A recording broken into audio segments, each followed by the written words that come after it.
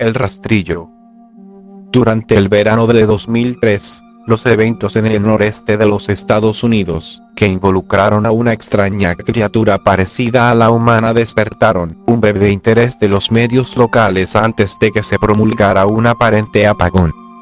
Se dejó poca o ninguna información intacta, ya que la mayoría de los relatos en línea y escritos de la criatura fueron misteriosamente destruidos, principalmente enfocados en el estado rural de Nueva York, y una vez encontrados en Idaho, los autoproclamados testigos contaron historias de sus encuentros con una criatura de origen desconocido.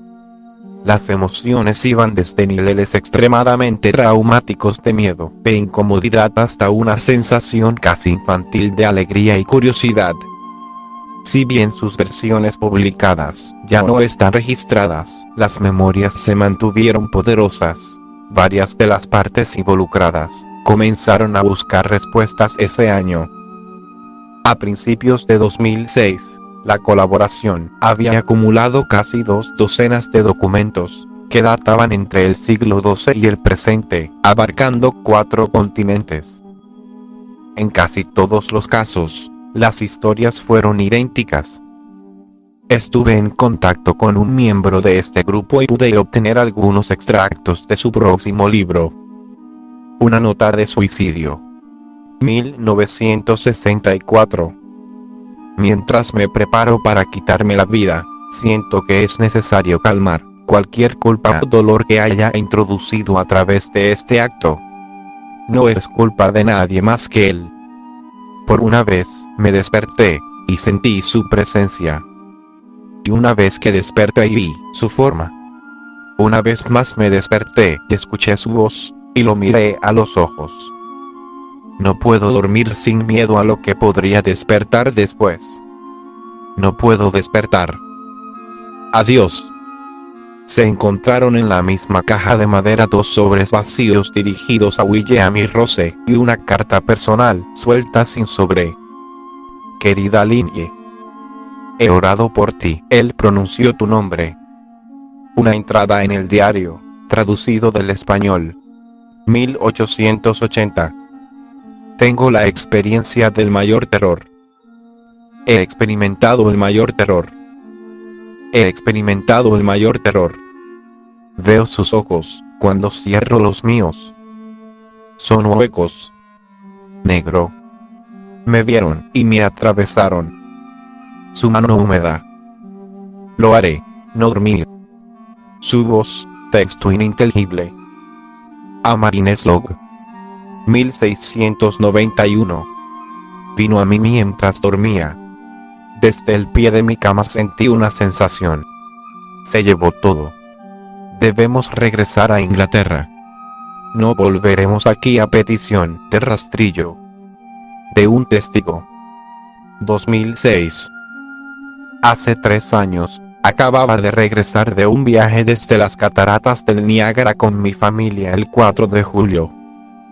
Todos estábamos muy cansados, después de un largo día de manejo, así que mi esposo y yo pusimos a los niños en la cama y lo llamamos una noche. Alrededor de las 4 a.m. me desperté pensando que mi esposo se había levantado para usar el baño. Usé el momento para robar las sábanas, solo para despertarlo en el proceso. Me disculpé, y le dije que aunque él se levantó de la cama, cuando se giró para mirarme, jadeó y levantó los pies del borde de la cama tan rápido que su rodilla casi me tiró de la cama. Luego me agarró, y no dijo nada. Después de ajustarme a la oscuridad durante medio segundo, pude ver qué causaba la extraña reacción. Al pie de la cama, sentado y de espaldas a nosotros, había lo que parecía ser un hombre desnudo o un gran perro sin pelo de algún tipo. Su posición del cuerpo era inquietante y antinatural, como si hubiera sido golpeada por un automóvil o algo así. Por alguna razón, no me asusté al instante, pero me preocupaba más su condición. En este punto, estaba algo bajo la suposición de que se suponía que debíamos ayudarlo. Mi esposo estaba mirando por encima del brazo y la rodilla, metido en la posición fetal. De vez en cuando me miraba antes de regresar a la criatura. En un frenesí de movimiento, la criatura se revolvió por el costado de la cama, y luego se arrastró rápidamente en un movimiento agitado a lo largo de la cama, hasta que estuvo a menos de un pie de la cara de mi marido. La criatura estuvo completamente en silencio por unos 30 segundos, o probablemente más, cerca de 5. Parecía un momento, solo mirando a mi esposo. La criatura colocó su mano sobre su rodilla y corrió hacia el pasillo, dirigiéndose a las habitaciones de los niños. Grité, y corrí hacia el interruptor de la luz, planeando detenerlo antes de que lastimara a mis hijos.